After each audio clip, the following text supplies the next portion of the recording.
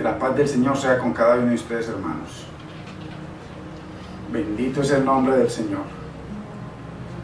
Continuamos, hermanos, con esta muy interesante enseñanza sobre el anticristo y el hombre de pecado, y por supuesto que está totalmente ligado al cuerno pequeño. Pues si usted lee bien Daniel capítulo 7, se va a dar cuenta de que el cuerno pequeño sale del cuarto reino, y el cuarto reino de Daniel 2, cuando habla de que habla de la imagen y la imagen habla de que está compuesta de oro, de plata, de bronce y de hierro, 4 reinos, 4 materiales.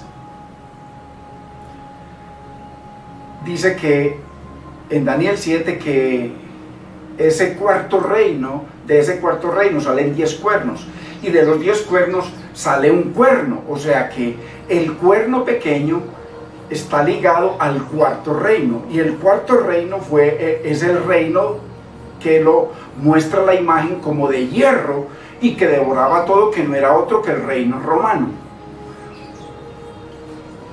la Roma imperial, no ninguna Roma religiosa.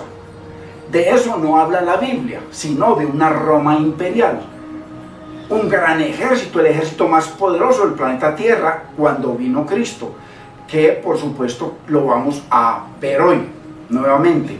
Entonces, muy importante, hermanos, que entendamos de que en el contexto bíblico había 4 reinos que era necesario que desaparecieran para que se estableciera el reino mesiánico. Lo que había profetizado el Señor a través de todos sus profetas, especialmente miremos a Jacobo en Génesis 49:10, cuando profetiza de Silo, entonces que iba a establecer un reino y que todas las naciones se iban a someter a él, todas, no dejó ninguna por fuera, incluyendo a Israel. Entonces, muy importante, hermanos, que he estado meditando y estudiando mucho, y con esto no podemos correr. También he estado ocupadito estudiando bastante, entonces mi prioridad es entender, para poder así compartir, aunque yo no le voy a poder dar entendimiento a usted nunca, ni usted a mí.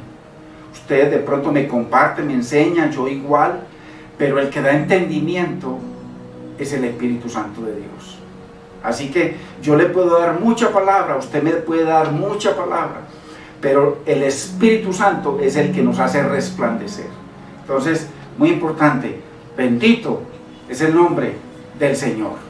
Así que vamos a 2 de Tesalonicenses capítulo 3, capítulo 2, verso 3.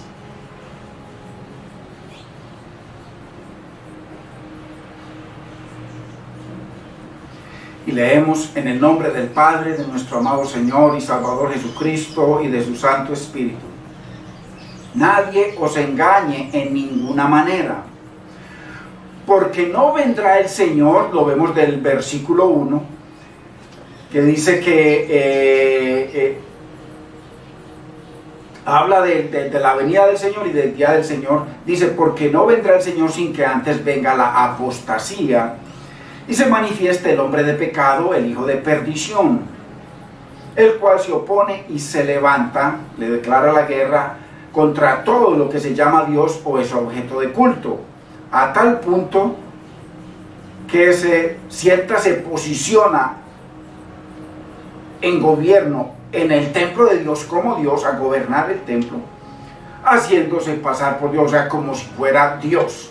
Se sentaron en el templo, se posesionaron de él, se adueñaron de él como si fuera Dios, porque el templo era de Dios. Entonces, muy importante entender eso. que no habla de un diablo que va a venir y se va a sentar en un templo que van a hacer y que entonces va a hacer un pacto con alguien o con gente. Aquí no dice nada de eso, hermano, por amor de Dios. Contexto bíblico es lo que vamos a seguir viendo, contexto bíblico. Entonces, haciéndose pasar por Dios.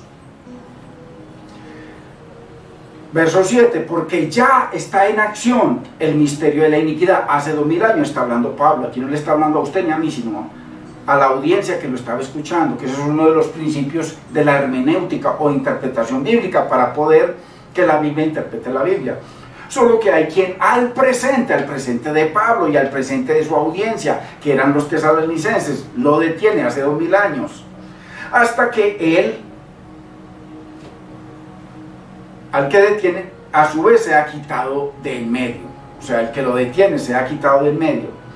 Y entonces se manifestará aquel inicuo a quien el Señor matará con el espíritu de su boca y destruirá con el resplandor de su venida. Bendito sea el Señor.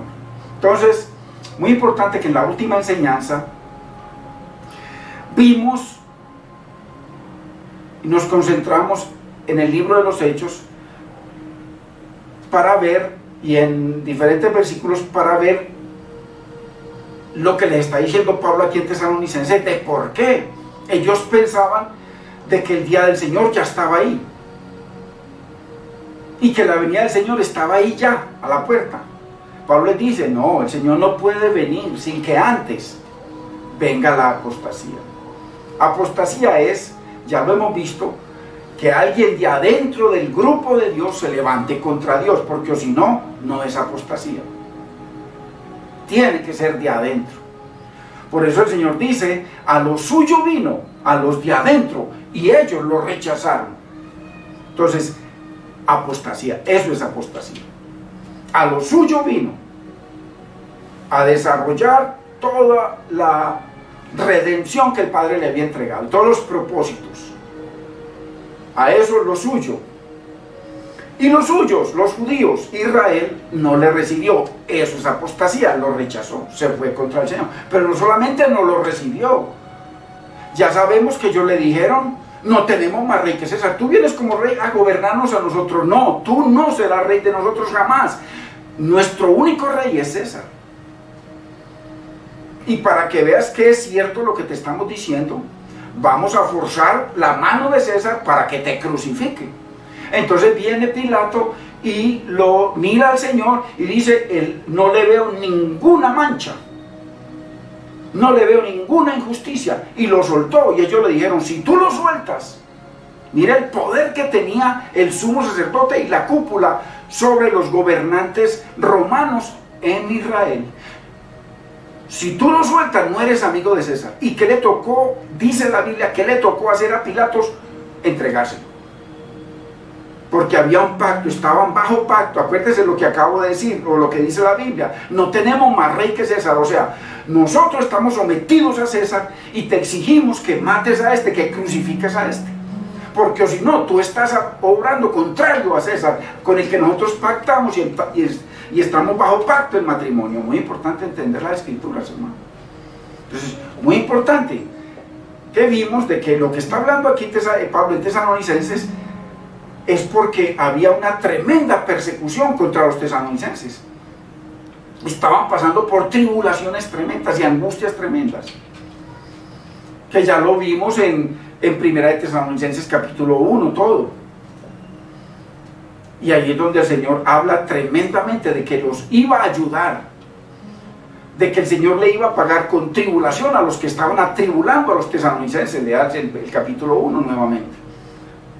Entonces, muy importante, vimos que los que perseguían, que los que atribulaban y apedreaban y mataban a los creyentes del Señor Jesús eran únicamente los judíos.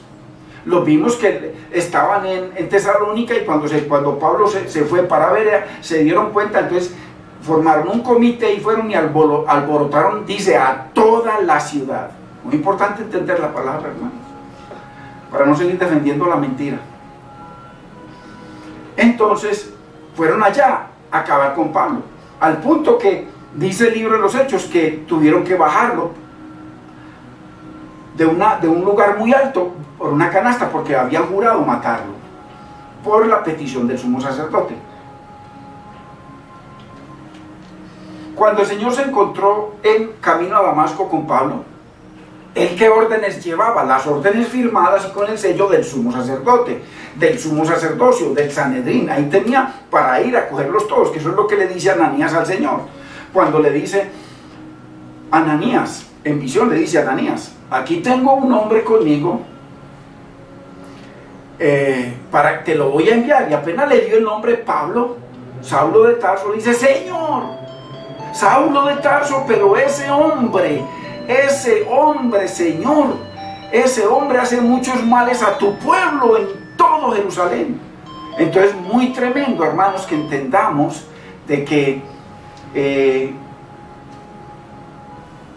tenía tremendo poder para hacer eso, para acabar con ese nombre, con esa fe, con el evangelio y con todos los que seguían esa fe y ese nombre. Entonces, es muy importante. Vimos que todos los que hacían eso eran los judíos por orden del sumo sacerdocio, del Sanedrín. Muy importante, eso ya lo vimos. Así que, ¿de dónde era que venía la constante persecución contra los apóstoles, profetas, discípulos y seguidores de Cristo? De los judíos. Muy importante. Porque hoy en día se hace parecer como santo y como todo lo demás, todo lo que tenga que ver con Israel. Nada que ver, hermanos. A partir del siglo I, el Señor comenzó un reino. Y cualquier ser humano del planeta Tierra, no importa el país que sea, tiene que venir a los pies de Cristo, humillado a Cristo, bajo la sangre de Cristo, postrado a Cristo, para poder entrar al reino de Dios. Hoy en día solamente hay reino de Dios, gentiles y nada más. Y lo que se llamen judíos simplemente son pecadores, igual que los gentiles, que nos tenemos que arrepentir, no más. Así que la tarea principal del sumo sacerdocio, o sea, de los judíos, era la de erradicar ese nombre y esa fe. Y si podían hacer los prosélitos del judaísmo, y ahí no los mataban ni los perseguían, si se convertían a ellos, que ahí fue cuando el Señor les dijo que cuando ellos iban de nación en nación, por mar y tierra, a hacer un prosélito, dice que ese que se convertía de nuevo al judaísmo, dice que lo hacían 2 veces más hijo del infierno. ¿Por qué? Porque el Señor se declaró enemigo del judaísmo completo, enemigo del judaísmo, al punto que declara que todo el que lo hacían judío bajo el judaísmo, dice, lo hacían 2 veces más hijo del infierno. Muy importante. Así que, y todo esto está en total armonía con todo lo que declaró el Señor Jesús en Mateo 21, 22, 23, y finalmente ya unos días, 3 días antes de que lo crucificaran, dio Mateo 24, que declaró tremendas cosas que era necesario que sucedieran sobre esa generación, la de Jesús. Entonces es muy importante que entendamos la palabra. Y también lo que estamos estudiando en 2 de Tesalonicenses capítulo 2, verso 1 al 12, sobre la destrucción del hombre de pecado. Ya hemos visto, y vamos a lo mejor dentro de, no sé, martes o jueves, si puedo, volver a traer a la memoria todo lo que relaciona al hombre de pecado con esa cúpula judaica del primer siglo. Porque 2 de Tesalonicenses está declarando la destrucción total del hombre de pecado. En el versículo del capítulo 8 lo acabamos de leer. Que entonces aparece el Señor y lo matará, lo destruirá con el resplandor de su venida, lo destruirá con la espada de su boca y lo destruirá con el resplandor de su venida. Ahí lo vimos. ¿A quién? Al hombre de pecado. Pero ¿quién es el hombre de pecado? Ya hemos visto enseñanza tras enseñanza. Esta es la número 31. Enseñanza tras enseñanza, las relaciones tan perfectas y la armonía tan perfecta entre esa cúpula religiosa que estaba sentada sobre el templo, que mandaban sobre el templo, que eran los que habían puesto el templo como un banco donde usted necesitaba cambiar la plata, tenía que cambiar la plata para poder ofrecer sacrificios, y ellos le cambiaban la plata al valor que ellos querían, habían determinado, le vendían los animales, y le vendían los animales torcidos, cojos, ciegos, en fin, todo eso, y que volvieron todo el templo del Señor, lo dice Jesucristo, en cueva de ladrones o de mercaderes. Muy importante, hermano. Esto es imposible refutarlo. Muy importante. Así que venimos estudiando, todo eso sucedió en el primer siglo. Y que va a haber otro estudio que se va a llamar los postreros días, pero esa expresión de los últimos días o los postreros días, en el estudio que estamos haciendo, se refiere únicamente al fin del pacto mosaico o al final de la ley. Pero para que hubiese un fin de la ley o un final de la ley, la ley tenía que ser cumplida por alguien, y la cumplió el Señor Jesucristo a la perfección, al punto que la Biblia dice que el que está en Cristo cumple toda la ley. Entonces, muy importante, mire lo que dice Hebreos 8:13 sobre la ley, sobre el cumplimiento de la ley y sobre la abrogación de la ley, que ya no es más, aunque hoy en día siguen enseñando los mesiánicos de que la ley sigue vigente.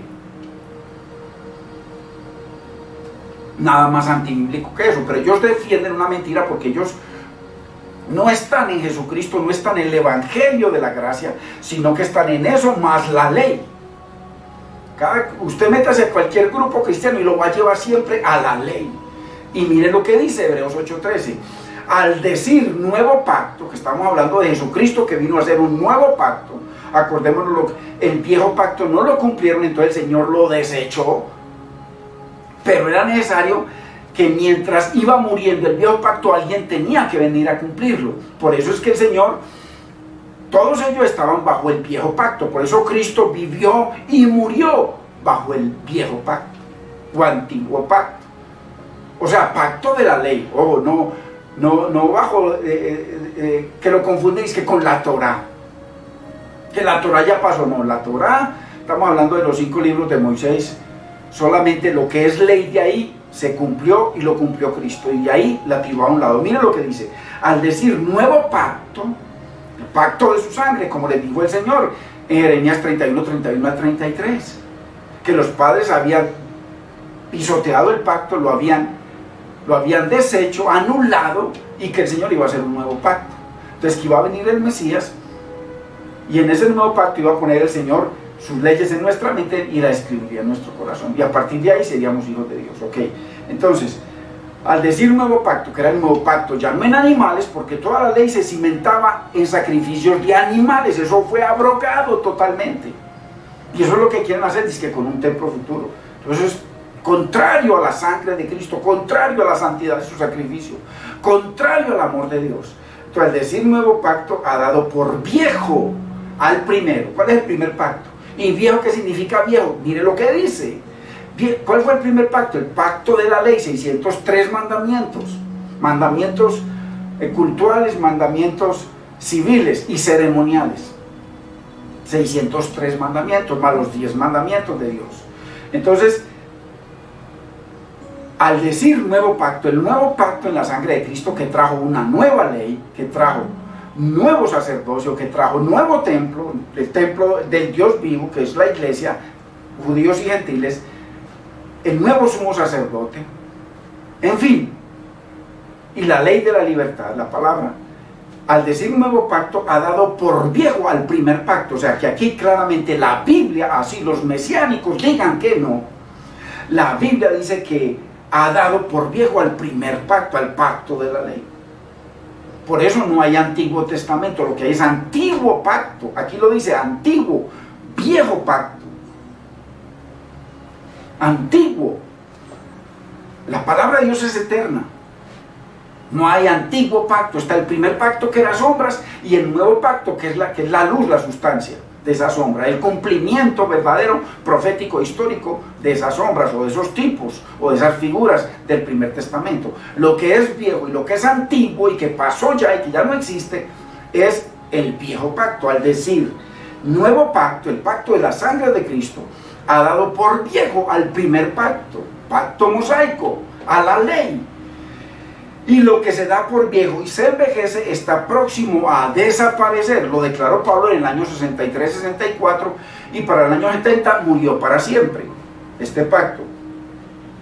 Y para que veamos que sea la Biblia, interpretando la Biblia, mire lo que dice Hebreos 7:12.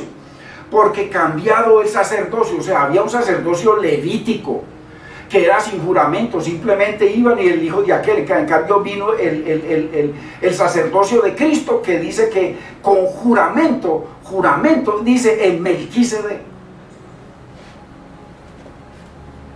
Porque cambiado el sacerdocio levítico, ese que venía de hombre en hombre, y que cada cual tenía que ofrecer sacrificios por ello, y el sumo sacerdote tenía que ofrecer sacrificio por él, porque era inmundo.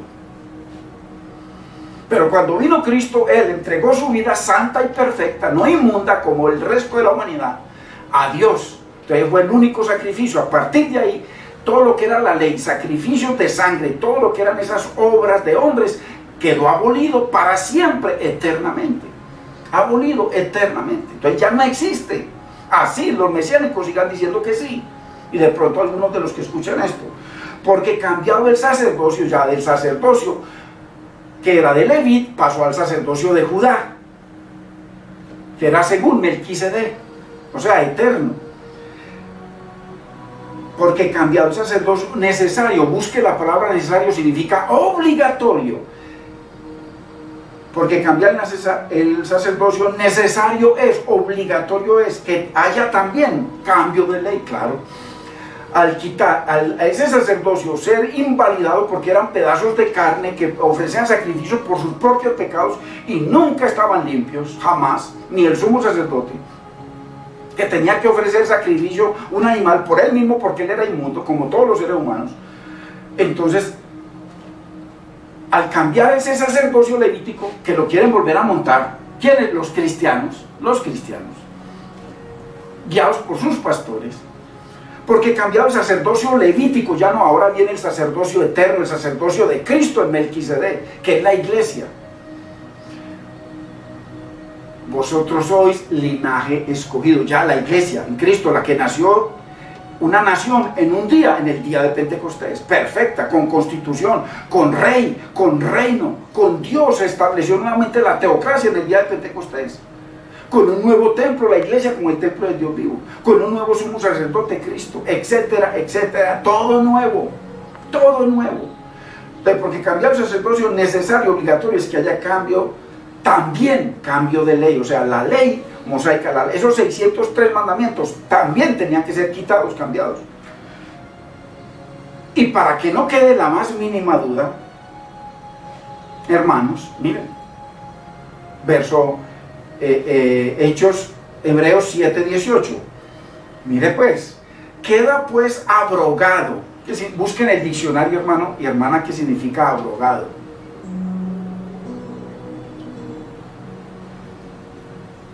Abolido, invalidado, retirado, quitado. El mandamiento anterior. ¿Cuál es el mandamiento anterior? Mandamiento de sacrificios de sangres, que el primer pacto tenía que ver con la sangre de animales.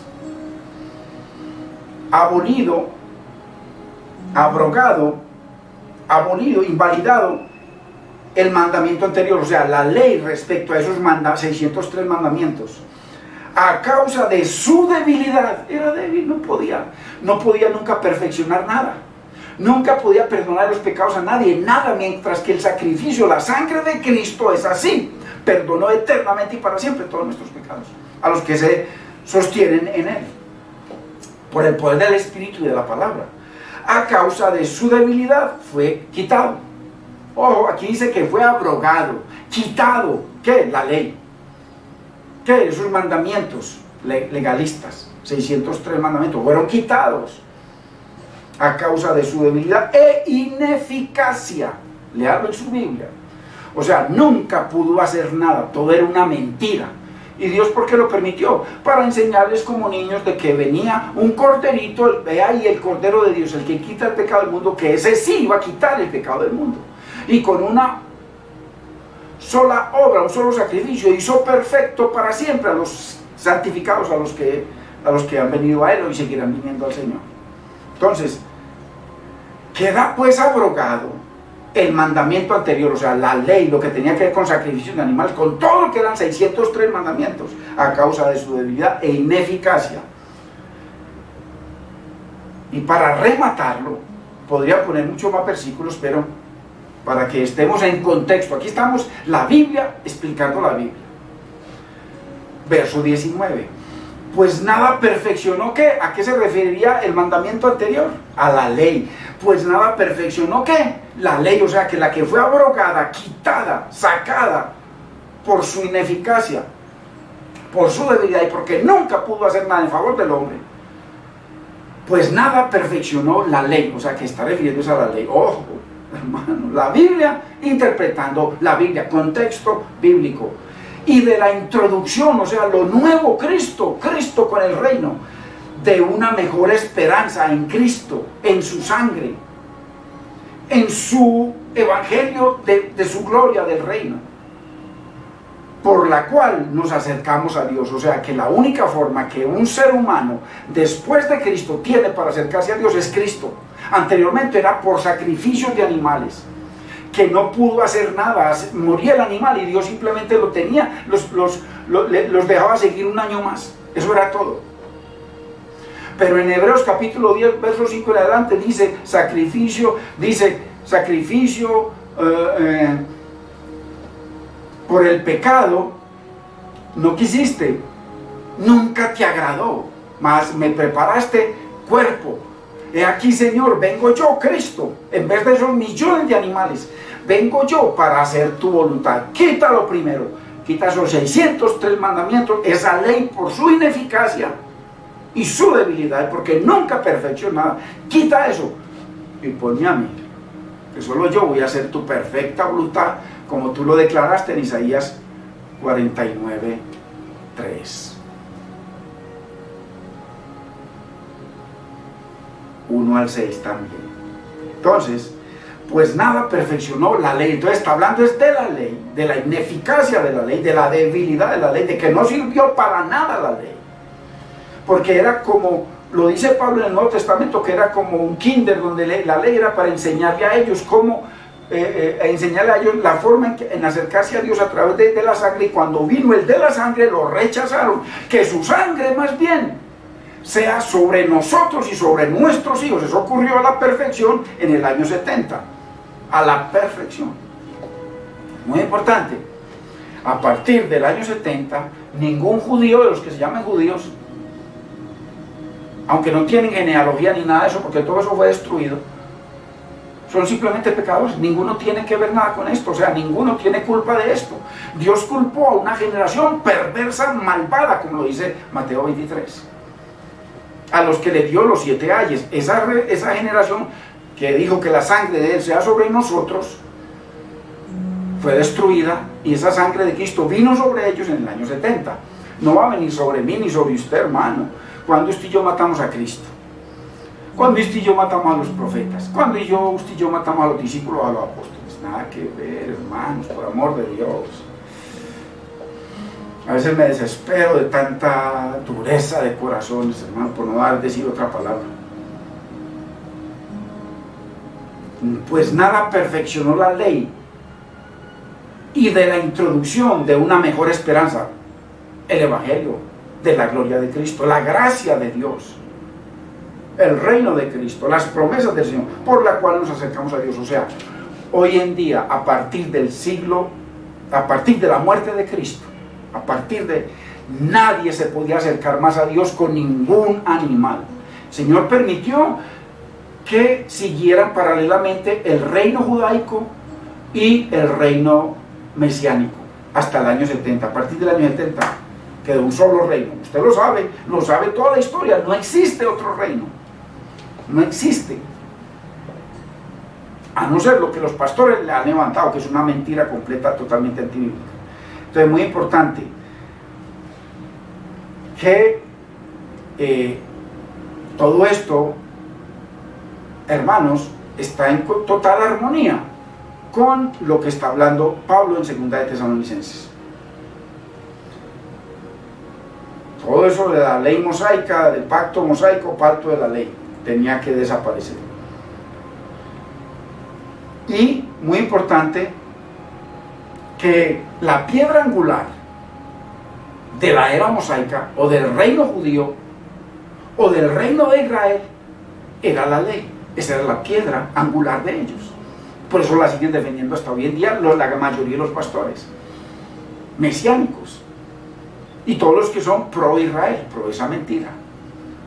La piedra angular de ellos es la ley, la siguen defendiendo. Por eso dicen, no, que la ley no ha sido quitada, que la ley no ha sido abrogada. Lo acabamos de leer, lo acabamos de leer. Y Cristo introdujo, cumplió la ley, porque la ley no era que iba a ser destruida, no. La ley tenía que ser cumplida. El propósito de la ley era Cristo. Como dicen que Cristo era el fin de la ley, obvio. O sea que la ley llegaba hasta Cristo, Él la cumplía, y como la cumplió ya no es necesaria la ley. Ahora es la gracia en su sangre, eso es todo. Si no la cumple nadie seguiría vigente, pero como Cristo la cumplió, ya al Él cumplirla y ofrecer el perfecto sacrificio, ya todo eso que era ineficaz, débil y que nunca perfeccionaba, fue dejado a un lado. Así, eso es todo. Entonces la piedra angular de la era mosaica, o del reino judío o del reino de Israel, era la ley, 613 mandamientos, 603 mandamientos, imposibles de cumplir, imposibles. Por eso era que Pablo decía, miserable de mí, ¿quién me librará de este cuerpo de muerte? Porque él decía que en cuanto a la ley, irreprensible, pero imposible, nadie podía cumplir la ley, nadie. Y después dice, gracias doy a Dios por Jesucristo. Por eso Pablo se volvió un acérrimo adorador de Cristo, de la palabra, y por eso, por ella, murió. Pero la piedra angular del reino mesiánico es Cristo. La piedra angular del reino judaico, que estaba establecido cuando vino Cristo, que era necesario que le entregaran el cetro a Él, que no se lo entregaron. La piedra angular de ellos era la ley. La piedra angular del reino de Dios es Cristo, y es la piedra angular del templo, y es la piedra angular de la iglesia y del reino mesiánico, y Él fue el que cumplió toda la ley. Muy importante, tengamos estas cosas tan sencillas. Entonces, y al no querer, al rechazar a lo suyo, vino a establecer todo lo que Él tenía que establecer para Dios, y los suyos no lo recibieron, lo rechazaron a Dios, porque Él era Emmanuel, Dios con nosotros. Rechazaron los propósitos de Dios que estaban en Él para con Israel, lo rechazaron todo. Entonces, hasta ahí llegó la hegemonía de Israel como reino, y lo vamos a ver.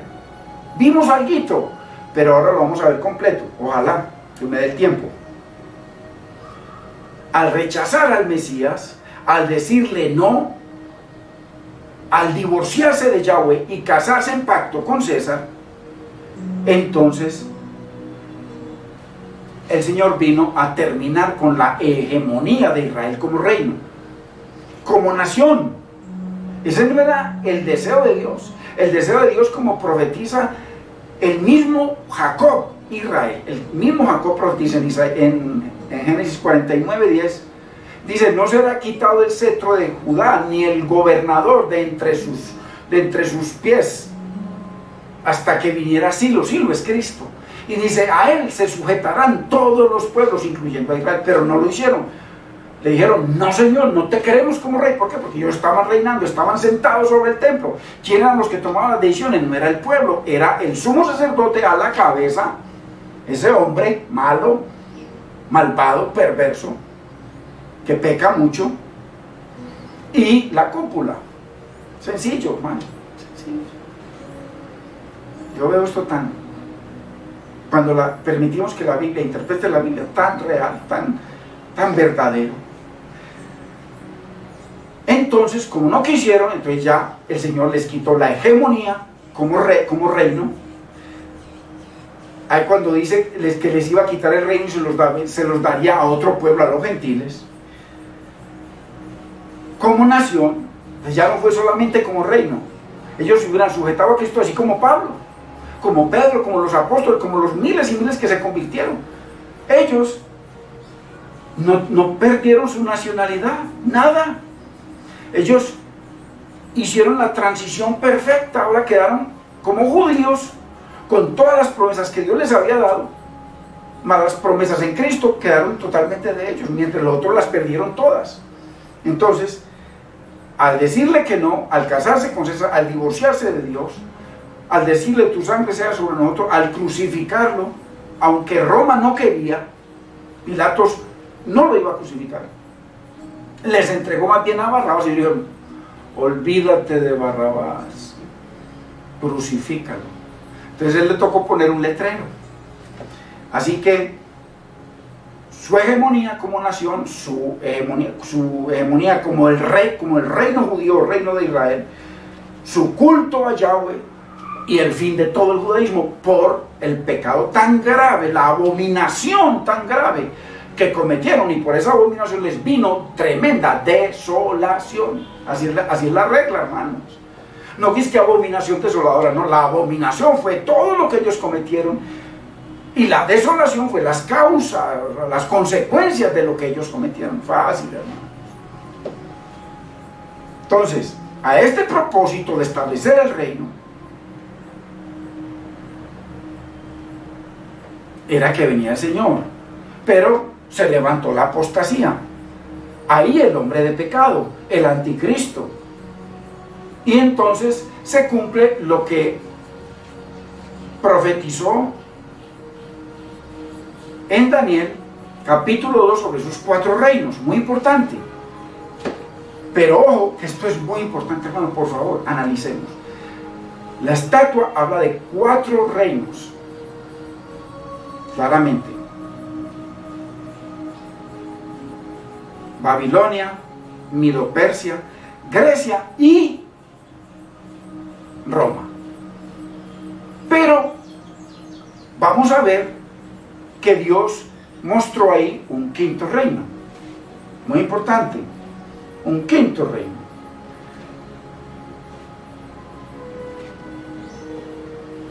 Muy importante.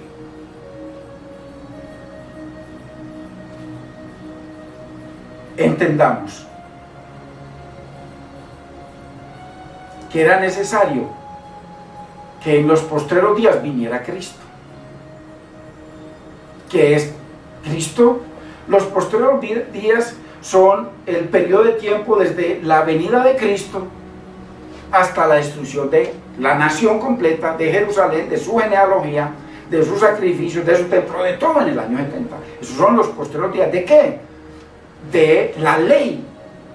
Pero como no quisieron, o sea, a eso venía el Señor, a cumplir la ley y a establecer la gracia a través de su preciosa sangre. Pero ellos no quisieron, lo rechazaron. Entonces eso les trajo como consecuencia la destrucción de sus vidas, la destrucción de su genealogía, la destrucción de sus ciudades, la destrucción de la nación, la destrucción de su genealogía. Todo en absoluto, no quedó nada. Pero ese era el plan. El plan está en Génesis 49:10, en Isaías 49, 1 al 6, Deuteronomio 18, 18 y otros muchos versículos. Ahí estaba, simplemente como Pablo, como Pedro, como Juan, así. Pero ellos no quisieron. Entonces les vino la destrucción total, como lo dice claramente 1 Tesalonicenses 2, 14 al 16. Destrucción hasta el extremo, muy importante. Entonces, necesario era que viniera Cristo para poder que comenzara todo esto. Por eso es que el reloj de Dios es Cristo. Sin Cristo, ojo, hermanos, el reloj de Dios no hay ningún Israel. Pobrecitos, hermanos, pura mentira los que enseñan eso. Sin Cristo no hay anticristo. O sea que el reloj, para que apareciera el anticristo, no podía nunca comenzar sin Cristo, no sin ningún Israel, sin Cristo. Sin Cristo no existía hombre de pecado. Sin Cristo no habría destrucción del cuarto reino romano. Sin Cristo. Sin Cristo no existía apostasía. Mire, ya vemos 4 relojes. Y son cientos de relojes, según la profecía. Sin Cristo no existiría el reino de Dios que lo estableció Cristo. Sin Cristo no había teocracia establecida, porque el Señor a partir de Malaquías nunca se separó, ellos nunca les quiso hablar, aunque nunca se divorció de ellos, porque les iba a cumplir las promesas que les había dado, de que les iba a enviar a un hijo de David para que reinara sobre ellos. Muy importante. Entonces, sin Cristo no viene el Espíritu Santo. Mire, el tiempo para el Espíritu Santo era Cristo, el tiempo para el reino era Cristo, el tiempo para la teocracia era Cristo, el tiempo para la apostasía era Cristo, todo Cristo. Tiempo, el reloj de Dios, Cristo. Pero cuando vino el cumplimiento del tiempo, ¿qué pasó? Dios envió a Israel, Dios envió a su hijo, nacido de mujer y nacido bajo la ley, para que redimiera a los judíos que estaban bajo la ley. El tiempo se ha cumplido. ¿Por qué? Porque vino Él a declarar eso. El reino de los cielos ha llegado. ¿Quién lo trajo? Cristo.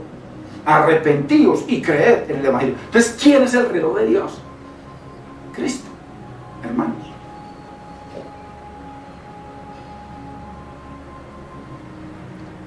Cristo es el reloj de Dios. Sin Cristo no hay Espíritu Santo. Sin Espíritu Santo no hay nuevo templo. El nuevo templo, que es la iglesia del Dios vivo, necesitaba a Cristo, el reloj de Dios.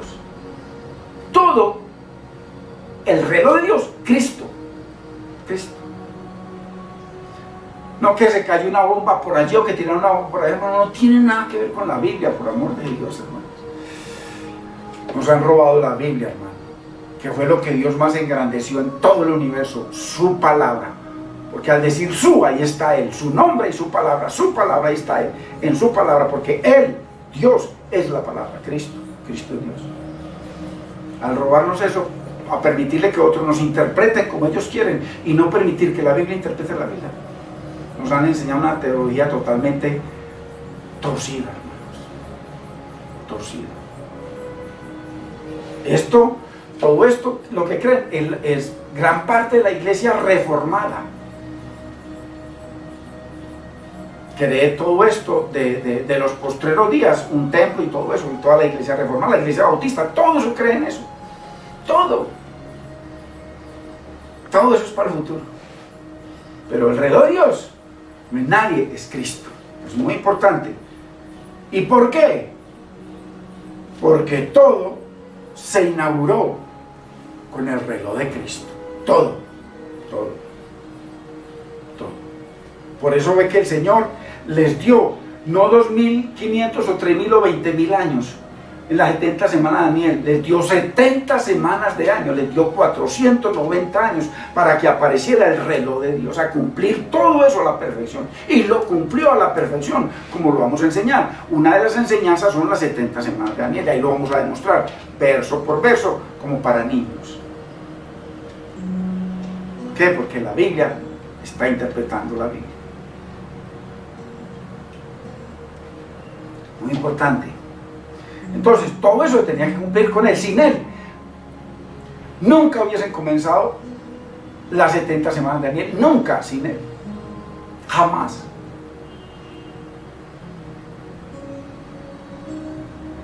Ni todos los cientos de cosas que se tenían que cumplir en Él.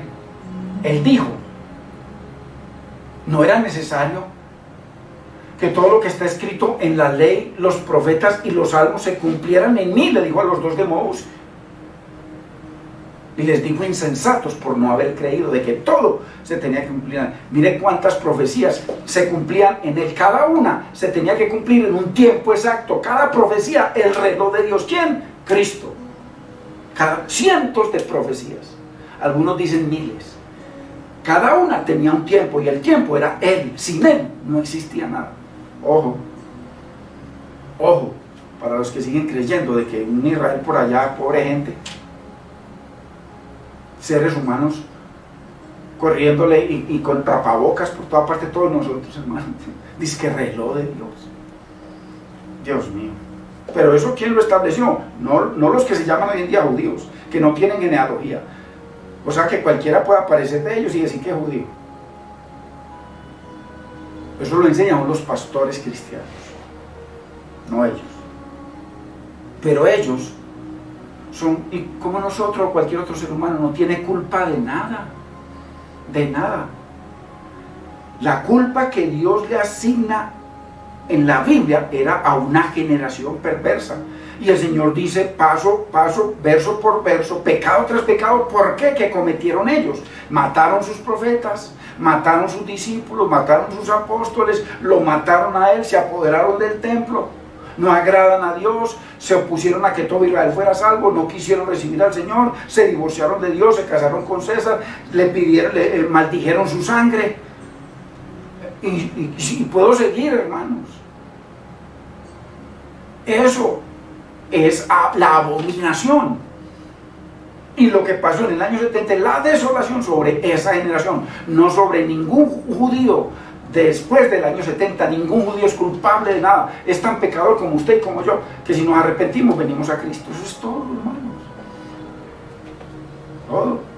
Eso que llaman antisemitismo, todo eso es pecado cualquier cosa contra esos señores, contra las personas, es pecado. No culpables, no son culpables de nada.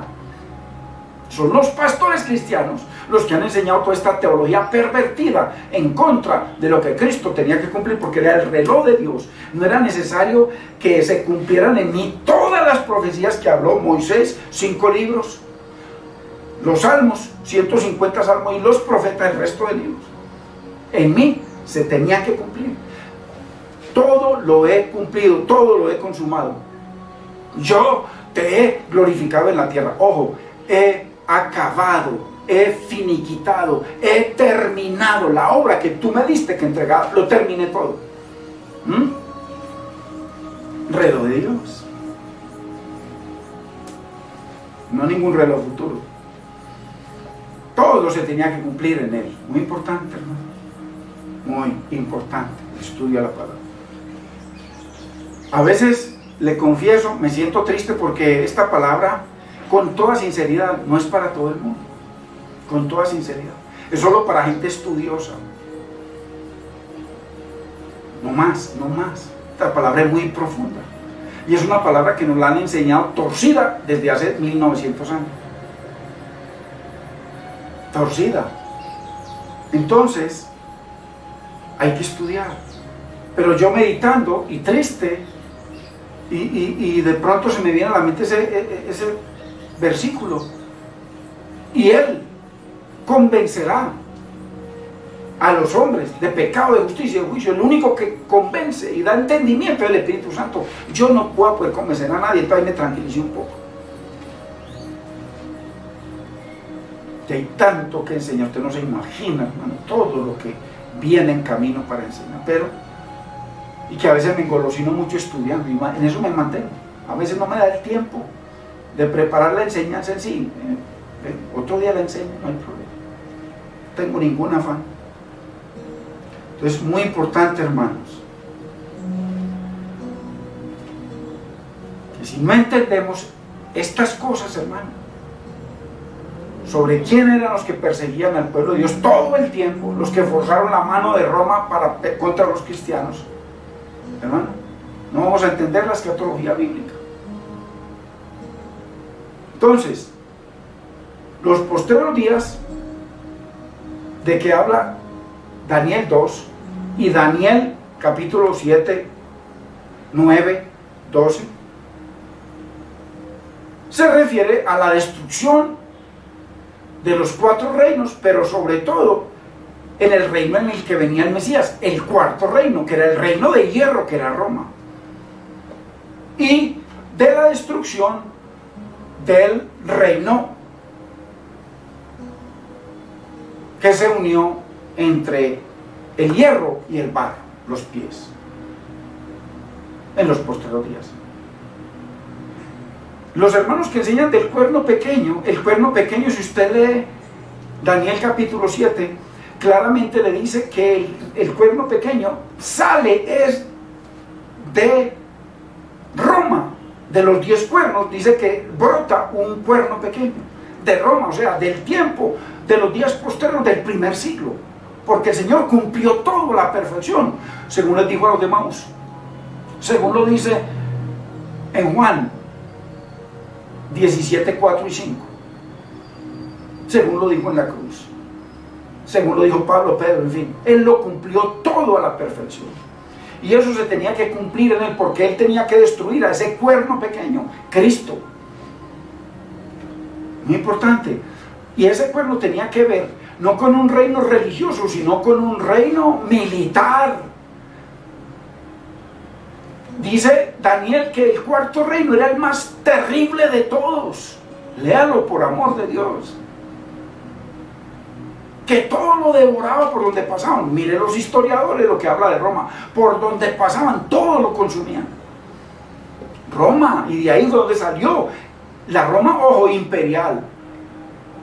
La nación romana, no ninguna papal ni religiosa, nada que ver, que eso fue 700 años después. Nada que ver. Porque la Roma imperial fue destruida en el año 476. Hasta ahí llegó. Pero cuando vino Cristo, ahí fue donde le dio la estocada tremenda a ese cuerno pequeño, a ese hombre de pecado, hermanos. Muy importante. Entonces, eso tenía que ver con la destrucción, los posteriores días, con la destrucción del cuarto reino, o Roma, o la Roma imperial, o la Roma de las guerras, de los generales, de los césares, y un reino que brotó de ahí, que era el cuerno pequeño. Muy importante. Mire el contexto de Daniel 2:44. Volvámoslo a mirar. Yo lo había mencionado someramente, pero ahorita vamos a analizarlo. En los días de estos reyes, ojo, reyes, está hablando de reyes militares, conquistadores, asesinos, que era Babilonia, Nabucodonosor, que era Medo-Persia, Ciro, que era Grecia y que era Roma. Reinos militares, ojo, conquistadores, no religiosos. Dice, y en los días de estos reyes, o sea, estos 4 reyes, el Dios del cielo levantará un reino. Ojo, mire la característica de que en los días de esos reyes, y los mencionéis que hoy, dice que se va a levantar una Roma que va a renacer, y es que hoy, Dios mío, o sea que Cristo no pudo, y Dios no pudo establecer nada, donde dice la Biblia que el Señor vino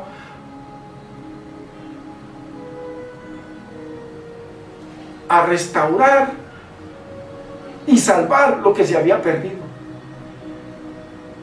y establecer su reino. Y aquí dice, y en los días de esos reinos el Dios del cielo levantará un reino, o sea, en el cuarto reino iba a venir Cristo, levantará un reino que no será jamás destruido, el reino de Cristo, que lo profetiza toda la Biblia. Ni será el reino dejado a otro pueblo, o sea que en ese momento el reino de Dios lo manejaba Israel, ojo, Israel. Por eso es que profetiza Dios a través de Jacob que no sería quitado el reino de Israel, ni el cetro de Israel, ni el poder de la mano de Israel hasta que no viniera Silo. Y a eso se refiere, y cuando vino Silo no le entregaron el cetro, no se sujetaron a él, como dice el verso, sino que se lo pusieron a él, le mataron sus profetas, le mataron sus discípulos, le mataron sus apóstoles, lo mataron a él, le apoderaron del templo, se apoderaron de todo. Uy, hermanos, se le pusieron a Dios y contra todo lo que se llama Dios. ¿Quién fue ese?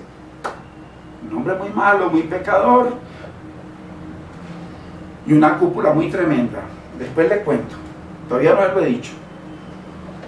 Llevo 30 enseñanzas mencionando lo que dice la Biblia. Así que el Dios del cielo levantará un reino que no será jamás destruido, ni será el reino dejado a otro pueblo. O sea, que le había dejado el reino a Israel. Y entonces cuando él viniera, ya nunca más le iba a dar el reino a ellos. Él iba a establecer un reino, ojo, que no será jamás destruido. ¿Qué significa eso? Eterno. O sea que todavía no ha establecido un reino, según los que dicen que Dios va a establecer el reino en un milenio. Todavía no ha establecido el reino.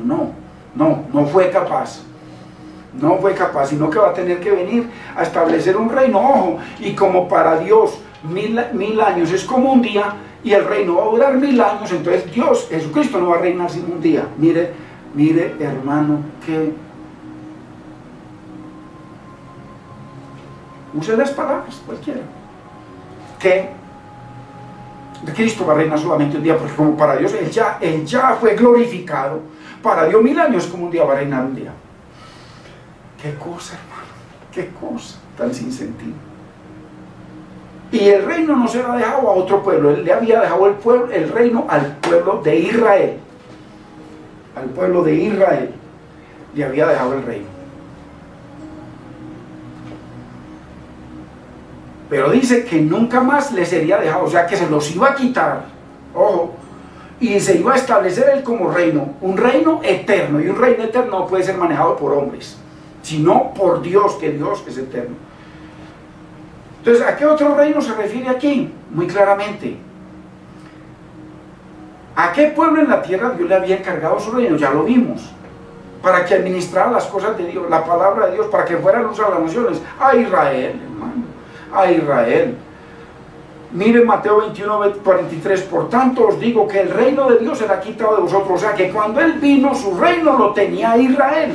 Y no sería su reino dejado a otro pueblo, lo tenía Israel, pero se lo tenía que quitar, porque según Daniel 2:44, el reino no sería dejado a otro pueblo. Entonces aquí dice, por tanto os digo que el reino de Dios, que ustedes tienen en sus manos y que tienen el cetro, será quitado de vosotros. ¿Sí ven? Y será dado a otro pueblo. O sea que además de los 4 reinos, el de oro, el de plata, el de bronce y el de hierro, había otro reino operando. ¿Sí ven? ¿Sí ven? Que esto nunca nos lo han enseñado así. ¿Por qué? Porque han interpretado amañadamente la Biblia para sostener sus doctrinas teológicas antibíblicas. Entonces, contextualmente, según lo que dice el verso 44, eran 4 reinos, más el otro, del cual profetizó Jacob en Génesis 49:10, hermanos, a otro pueblo. Y al no entregarle el cetro, el dominio y el reino, ¿qué sucedió? Que como los otros 4 reinos fueron destruidos, este también sería destruido, porque su reino no sería dejado a otro pueblo y se lo había dejado a Israel. Por eso les dice, el reino de Dios será quitado de vosotros. Muy importante, hermanos. Y el Dios del cielo levantará un reino que no será jamás destruido. O sea, un reino, la teocracia, Dios como rey, ¿cómo va a ser destruido si el rey es Dios y la piedra angular de ese reino es Cristo?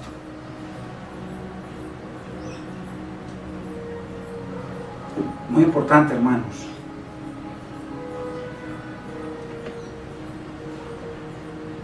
Muy importante. Así que en los días de estos reyes, el Dios del cielo levantará un reino que no será jamás destruido, ni será el reino dejado a otro pueblo. Desmenuzará, mire, y consumirá, o sea, destruirá a todos estos reinos. ¿A cuál? A todos. Y ahí se incluye al que no, y no será su reino dejado a otro pueblo. O sea que ese 5.º reino, que era el reino de Israel, ya decía que iba a ser desmenuzado y destruido. Pero él, Cristo y su reino mesiánico, permanecerá para siempre. Muy importante, hermanos. Nunca, hermanos, se nos enseñó esto. Siempre se incluyó a Babilonia. Miren, entendamos que cada reino incluía un material. Medo Persia, Grecia, Roma. Pero nunca se consideró el barro como un reino para ser desolado. Y al ser quitado ese 5.º reino, se estableciera el reino que no tendría fin jamás. Muy importante que entendamos que en Daniel 2, cada material tipificaba un reino, cada uno de los materiales, el oro, el bronce, la plata, el hierro y el barro, aunque el barro nunca lo consideraron, sino que una unión por allá, los pies, los dedos. Israel, como lo profetizó claramente el Señor a través de Jacob. Entonces, ¿qué será ese reino de barro del que habla Daniel 2? ¿Qué será eso? Miremos, hermano, que la Biblia interprete la Biblia. ¿Qué dice la Biblia de eso? Miremos en la Biblia la perspectiva de Dios, o sea, ¿cómo ve Dios a ese barro? ¿Cómo lo ve? Dios, o sea, que sea Dios interpretando. Jeremías 18:6. Mire qué lindo. ¿No podré yo hacer de vosotros como este alfarero, oh casa de Israel? Dice Yahweh, he aquí que como el barro en la mano del alfarero, así sois vosotros en mi mano, ¿o qué? Oh casa de Israel. Entonces, ¿quién es el barro? Israel. La Biblia interpretando la Biblia. El barro es Israel, nadie más. Nadie, ninguna otra. Israel. Israel. Cuando está hablando la Biblia aquí en Jeremías 18, se está refiriendo a Israel como aplicación para nosotros. Aplicación, como cumplimiento histórico, profético y quemazón real, fuego real, destrucción real, Israel. De aquí que como el barro en la mano del alfarero, así sois vosotros en mi mano, oh casa de Israel. Barro igual a Israel. Muy importante, hermanos. Biblia interpretando la Biblia. Isaías 64:8. Ahora pues, dice el Señor, ahora pues, oh Yahweh, oh Señor, tú eres nuestro Padre. Está hablando Israel, le hace todo el capítulo. Israel cuando está siendo destruido. Nosotros, tú eres nuestro Padre, nosotros barro, o sea, nosotros Israel, barro. Y tú el que nos formaste, así que obra de tu mano somos todos nosotros Israel, o sea, barro, Israel. Así que tenemos la seguridad bíblica, escatológica, contextual, desde la perspectiva de Dios, de que la nación de Israel es el barro. Muy importante, hermanos. Muy importante. Jerusalén se había mezclado con Roma. El barro más el hierro. Acuérdense que se habían... Al unirse el barro con el hierro es una unión débil, obvio. El hierro solo es poderoso, lo desmenuza todo, pero al unirse el barro con él ni siquiera se une. Pero ellos se unieron en pacto. En pacto, Israel se divorció de Yahweh, como le dijeron a Cristo, no tenemos más rey que Roma, César. Inclusive acusaron a un jerarca romano, a Pilato, de no sujetarse a Roma y se tenía que sujetar porque ellos estaban bajo pacto con Roma. Ellos eran las autoridades más altas de un país, o sea, los que regían ese país, la autoridad religiosa. Y forzaron a Pilato a que tenía que crucificar a Cristo. ¿Quién? Jerusalén, Jerusalén, que mata a los profetas y apedrea a los que te son enviados. Ojo. Así que Jerusalén se había mezclado bajo pacto con Roma. Nuestro rey, Roma, nuestra única autoridad, Roma. Estamos sometidos a Roma. El barro más el hierro. Así que leamos en contexto el verso 45 de Daniel 2. De la manera que viste que del monte fue cortada una piedra, Cristo, no con mano, la cual desmenuzó, mire, que el que desmenuzó a todos esos reinos, el que terminó con Nabucodonosor, con Medo-Persia, con Grecia y con Roma y con Israel, fue Cristo. Ojo, muy importante, hermanos, por amor de Dios, necesitamos entender la palabra. Fue Cristo.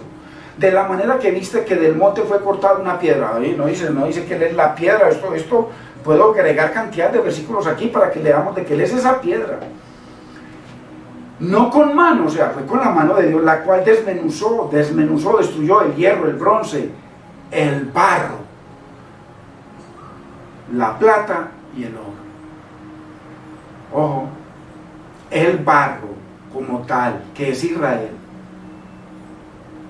pero también destruyó al hierro, destruyó al barro como tal, no barro más hierro, como barro, lo destruyó. Aquí están los 5 materiales, 5 reinos. El gran Dios ha mostrado al rey lo que ha de acontecer en lo porvenir, en los postreros días, en la venida de la piedra, el que iba a destruir todo, Cristo. Ojo, primer siglo, días postreros. Pero cuando vino el cumplimiento del tiempo, muy importante, el tiempo se ha cumplido. El reino de los cielos se ha acercado. Aquí está, el reino de los cielos que destruyó todos esos reinos y estableció el reino el que perduraría eternamente y para siempre. No, y dicen los milenistas que no, que dentro de miles de años va a reinar el Señor un día, porque para Dios 1000 años es un día. Y nosotros sí reinamos, dice que 1000 años, y Dios va a reinar un día. Ay, Padre mío. El gran Dios ha mostrado al rey lo que va a acontecer en lo porvenir, en los posteriores días. Y el sueño es verdadero y fiel su interpretación. Así que, y aunque el Señor permitió que caminaran paralelamente esos 2 reinos, el último, el de barro, hasta el año 70, el de barro y el reino mesiánico, que no tendría fin, le sucedió exactamente lo que predijo Daniel 2. Perfecta destrucción y desolación. Continuamos en la próxima semana. Bendito es el nombre del Señor. Padre, te damos gracias, Señor, bendecimos tu nombre. Señor, te doy gracias por tu amor, por tu misericordia, por tu bondad, Dios mío. Gracias por tu bendita palabra. Señor, pon en el corazón de mis hermanos, Señor, que estudien, que escudriñen tu palabra, que podamos escudriñar para poder entender estas maravillas, que tú mismo las interpretas en tu palabra. En el nombre de Cristo Jesús te damos gracias y te bendecimos, Señor. Amén. Hermanos, que la paz del Señor sea con cada uno de ustedes. Bendito es el nombre del Señor.